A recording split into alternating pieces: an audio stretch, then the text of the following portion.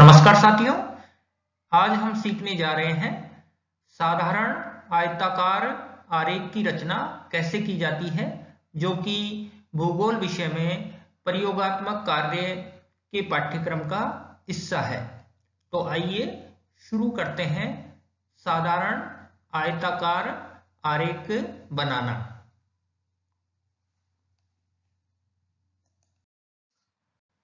अब आपके सामने भारत के चुनिंदा राज्यों के भौगोलिक क्षेत्रफल के आंकड़े दिए गए हैं और इन आंकड़ों की सहायता से हम साधारण आयताकार आरेख की रचना करेंगे।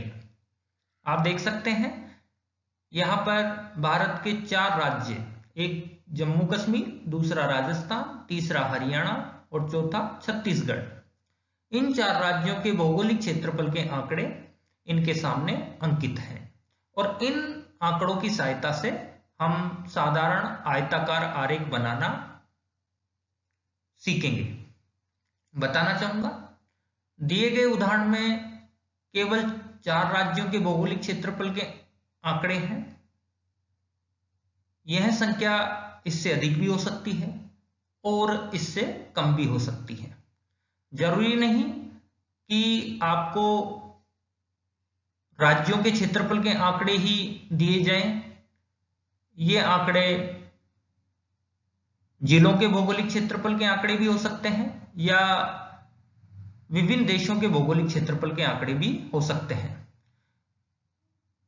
इसके अलावा दिए गए आंकड़े फसलों के उत्पादन से संबंधित भी हो सकते हैं या फिर खनिज उत्पादन से संबंधित भी हो सकते हैं या इनके अतिरिक्त अन्य प्रकार के आंकड़े भी हो सकते हैं।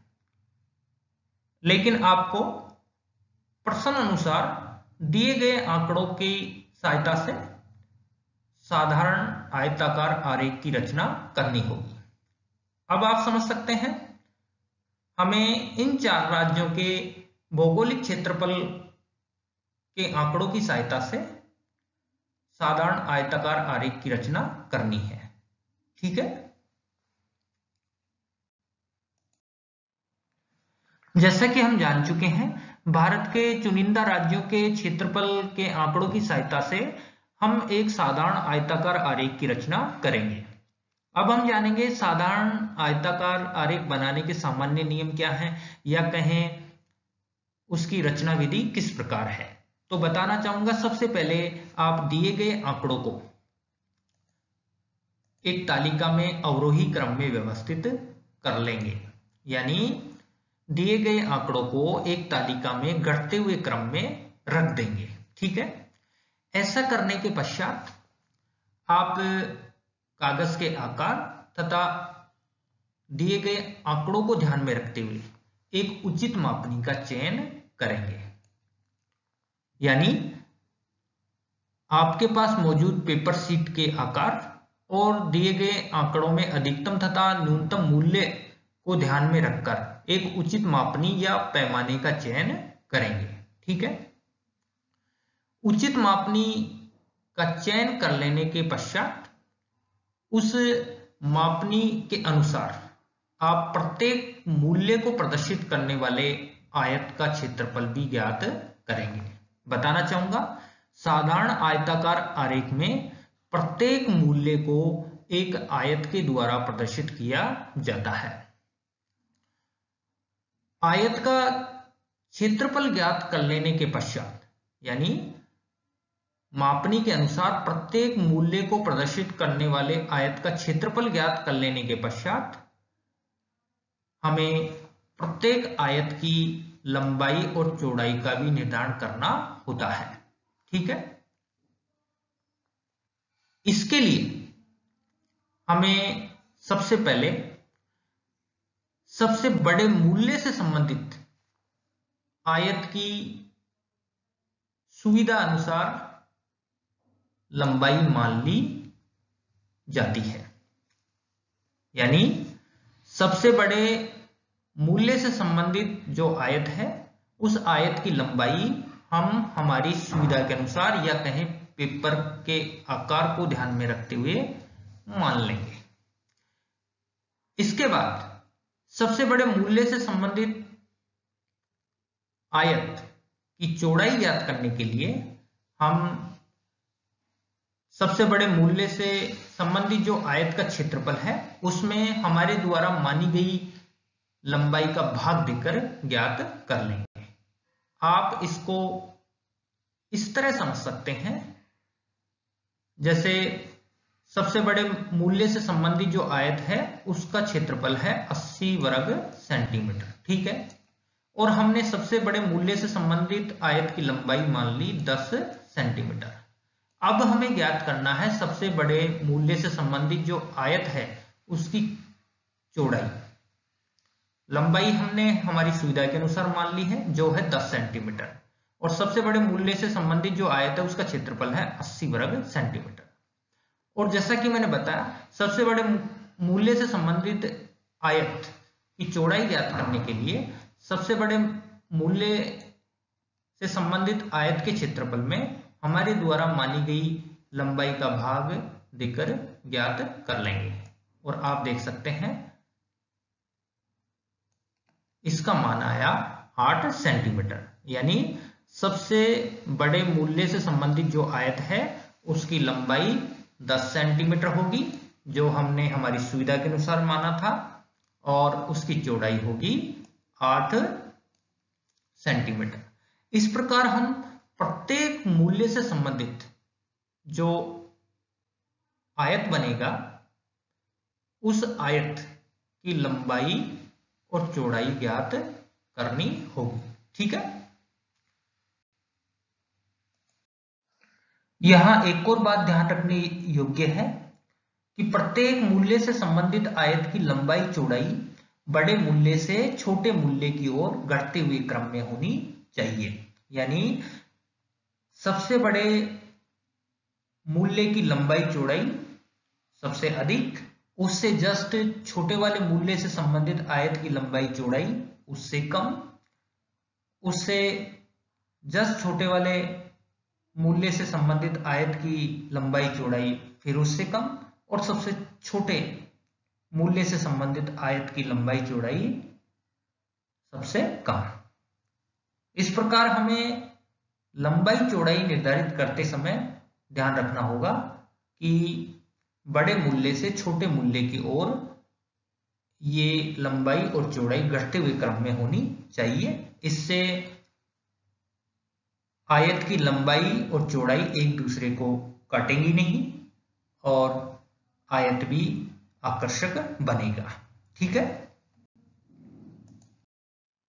साधारण आयताकार आरेख की रचना करते समय सबसे पहले हमें गणना करनी होती है, और आप देख सकते हैं आपके सामने एक 4 कॉलम वाली तालिका दी गई है जिसके शुरुआती 2 कॉलम में प्रश्न में दी गई सूचनाएं अंकित की गई हैं। पहले कॉलम में भारत के चुनिंदा 4 राज्यों के नाम अंकित हैं, जबकि दूसरे कॉलम में इन राज्यों के क्षेत्रफल जो वर्ग किलोमीटर में है उसको अंकित किया गया है। और जैसा कि मैं बता चुका हूं, सबसे पहले हमें आंकड़ों को तालिका में अवरोही क्रम में व्यवस्थित करना होता है। यहां पर हमने राज्यों के क्षेत्रफल के घटते हुए क्रम के अनुसार हमने यहां पर व्यवस्थित कर लिया है, ठीक है। इसके बाद हम कागज के आकार और मूल्य को ध्यान में रखते हुए एक उचित मापनी का चयन करना होता है। और आप देख सकते हैं हमने जो पैमाना चयन किया है या जिस मापनी का चयन किया है वह है 1 वर्ग सेंटीमीटर बराबर 5000 वर्ग किलोमीटर क्षेत्रफल। यानी हम जो प्रत्येक मूल्य से संबंधित जो आयत बनाएंगे उस आयत का 1 वर्ग सेंटीमीटर भाग प्रत्येक राज्य के 5000 वर्ग किलोमीटर क्षेत्रफल के बराबर होगा, ठीक है।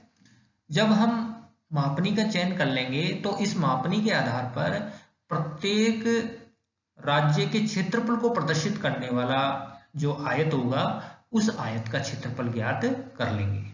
और उस आयत का क्षेत्रफल ज्ञात करने के लिए हमें प्रत्येक राज्य के क्षेत्रफल में उस मापनी का भाग देना होगा, ठीक है। तो आप देख सकते हैं राजस्थान का भौगोलिक क्षेत्रफल है 3,42,239। वर्ग किलोमीटर, और हमने जो मापनी का चयन किया था वह है 1 वर्ग सेंटीमीटर बराबर 5000 वर्ग किलोमीटर। तो अब हम राजस्थान के क्षेत्रफल में जब 5000 का भाग देंगे, यानी जो हमारा पैमाना है उसका भाग देंगे, तो राजस्थान के क्षेत्रफल को प्रदर्शित करने वाला जो आयत होगा उसका क्षेत्रफल होगा 68.45 वर्ग सेंटीमीटर। ठीक है। इस प्रकार अन्य राज्यों के क्षेत्रफल को प्रदर्शित करने वाले आयत का क्षेत्रफल भी ज्ञात कर लेंगे, और इसके लिए हमें उन राज्यों के क्षेत्रफल में मापनी का भाग देना होगा। इस प्रकार जम्मू कश्मीर के क्षेत्रफल को प्रदर्शित करने वाला जो आयत होगा उस आयत का क्षेत्रफल होगा 44.45 वर्ग सेंटीमीटर। छत्तीसगढ़ के क्षेत्रफल को प्रदर्शित करने वाले आयत का क्षेत्रफल होगा 27.04 वर्ग सेंटीमीटर, और हरियाणा के क्षेत्रफल को प्रदर्शित करने वाले आयत का क्षेत्रफल होगा 8.84 वर्ग सेंटीमीटर। ठीक है। यहां बताना चाहूंगा कि हमने पैमाना रखा था 1 वर्ग सेंटीमीटर बराबर 5000 वर्ग किलोमीटर क्षेत्रफल। ठीक है। यदि हम यहाँ पर 1 वर्ग सेंटीमीटर बराबर 10,000 वर्ग किलोमीटर क्षेत्रफल रखते तो ये सारी संख्याएं आधी हो जाती, यानी सभी राज्यों के क्षेत्रफल के आंकड़े में जब हम 10,000 का भाग देते तो ये जो अभी आपके सामने आयत का क्षेत्रफल है ये आधा हो जाता। तो आप अपनी सुविधा के अनुसार कागज के आकार को ध्यान में रखते हुए मापनी का चयन कर लेंगे। यहां पर हमने आंकड़ों को ध्यान में रखते हुए हमने जो मापनी चयन करी है वो मापनी है 1 वर्ग सेंटीमीटर बराबर चौड़ाई ज्ञात कर लेंगे। ठीक है। इसके लिए सबसे पहले हमें सबसे बड़े मूल्य से संबंधित जो आयत है उस आयत के क्षेत्रफल के आधार पर उसकी लंबाई चौड़ाई ज्ञात करेंगे। आप देख सकते हैं सबसे बड़ा मूल्य है 3,42,239 वर्ग किलोमीटर जो राजस्थान का क्षेत्रफल है, और इस सबसे बड़े मूल्य से संबंधित जो आयत है उसका क्षेत्रफल है 68.45 वर्ग सेंटीमीटर। ठीक है।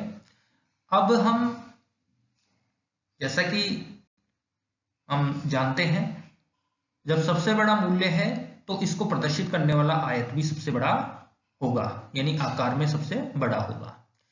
तो जैसा मैं बता चुका हूं कि सबसे बड़े मूल्य से संबंधित जो आयत है उसकी लंबाई हम हमारी सुविधा अनुसार मान लेंगे। यहां पर हमने 10 सेंटीमीटर मानी थी। अब चौड़ाई ज्ञात करने के लिए इस 10 का भाग हमने इसके क्षेत्रफल में दिया और वो मान निकल कर आया 6.8 सेंटीमीटर। इस प्रकार सबसे बड़े मूल्य से संबंधित जो आयत होगा उसकी लंबाई होगी 10 सेंटीमीटर और चौड़ाई होगी 6.8 सेंटीमीटर। बताना चाहूंगा यह कोई स्थायी संख्या नहीं है।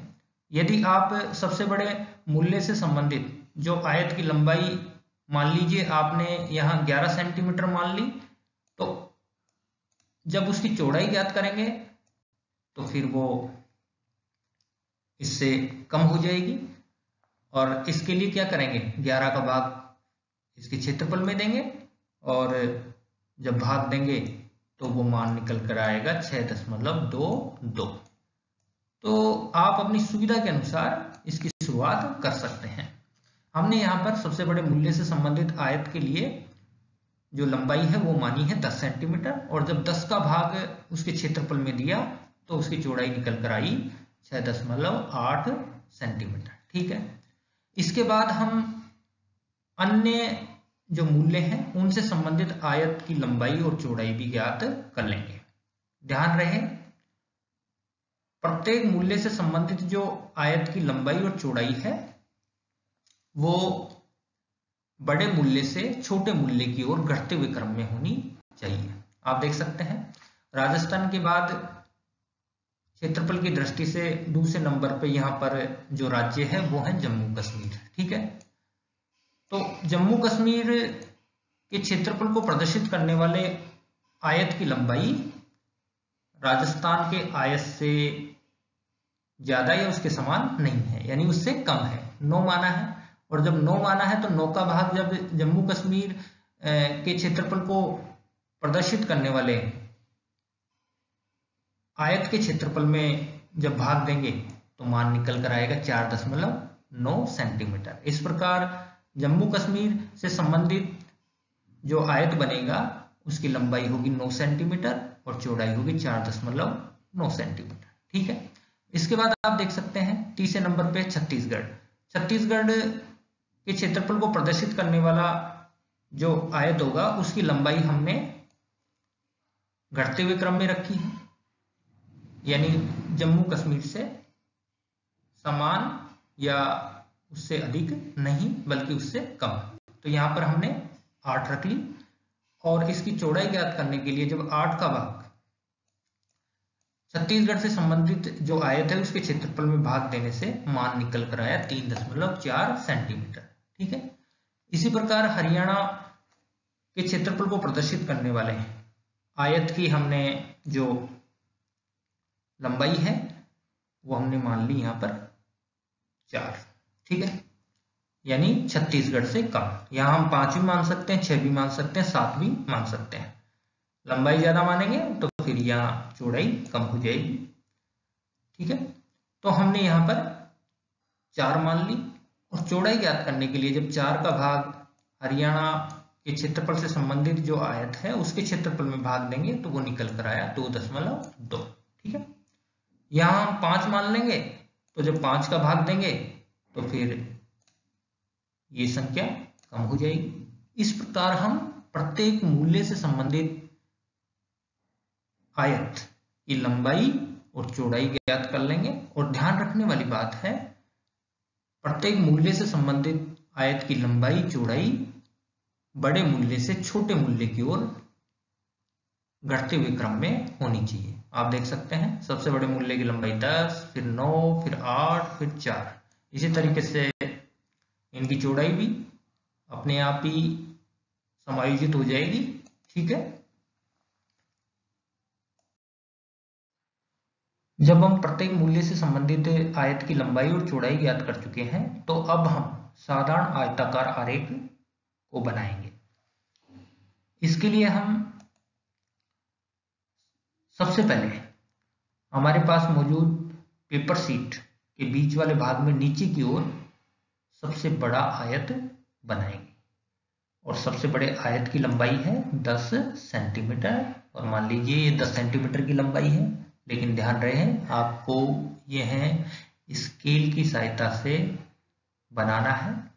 ठीक है, अब इस के दोनों सिरों पर इस आयत की चौड़ाई के बराबर दूरी के लंब उठाएंगे, और इसकी चौड़ाई 6.8 सेंटीमीटर, और इसके बाद इसके दोनों ऊपरी सिरों को मिलाते हुए क्षैतिज रेखा खींच देंगे, और जो आयत बनेगा यह आयत राजस्थान के क्षेत्रफल को प्रदर्शित करने वाला आयत होगा, जिसकी लंबाई 10 सेंटीमीटर और चौड़ाई 6.8 सेंटीमीटर है।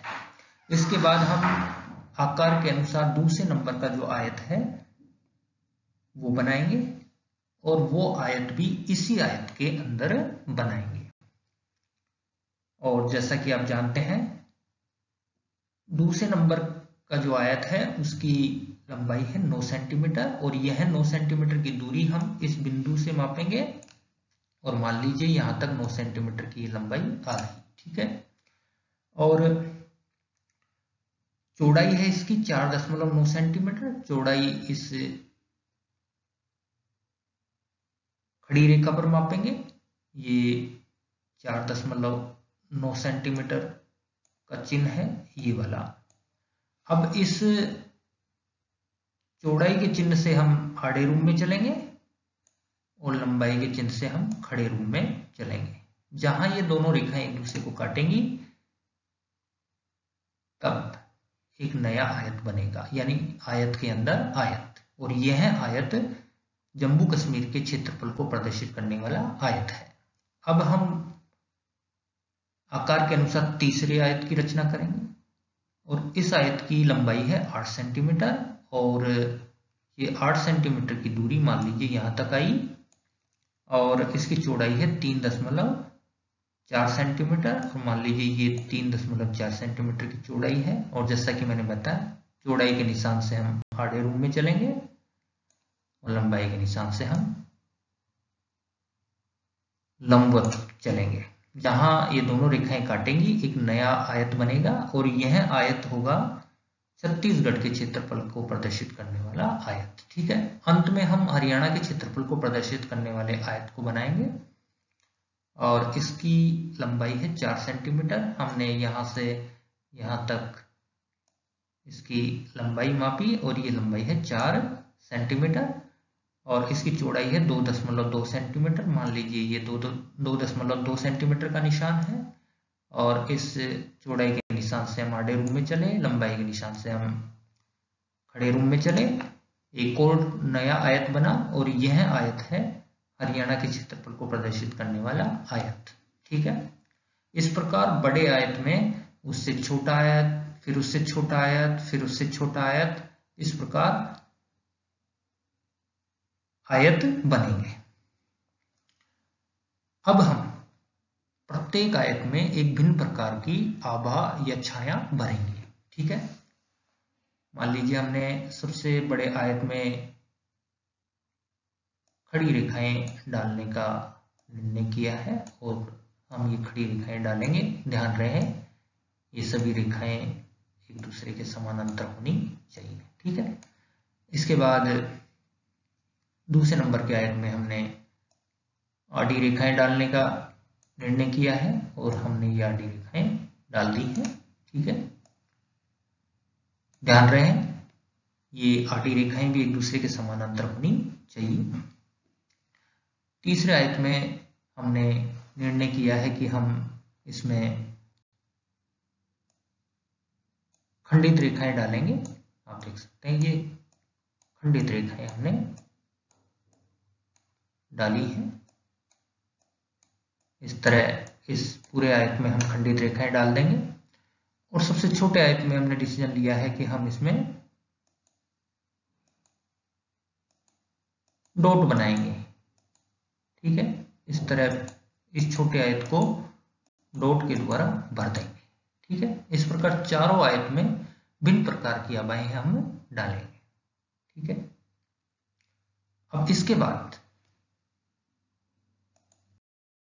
जो आयताकार आरेख बनेगा वो इस प्रकार बनेगा। आप देख सकते हैं इस प्रकार एक बड़ी आयत में अन्य छोटी आयतों की रचना की गई है। बताना चाहूंगा यहां पर प्रत्येक आयत का क्षेत्रफल उसके मूल्य के समानुपात है, और जैसा कि मैं बता चुका हूं प्रत्येक आयत में हम अलग प्रकार की छाया डालेंगे। ठीक है, लेकिन ध्यान रहे जैसे हमने यहाँ पर खड़ी रेखाएं डाली हैं तो ये एक दूसरे के समानांतर होनी चाहिए।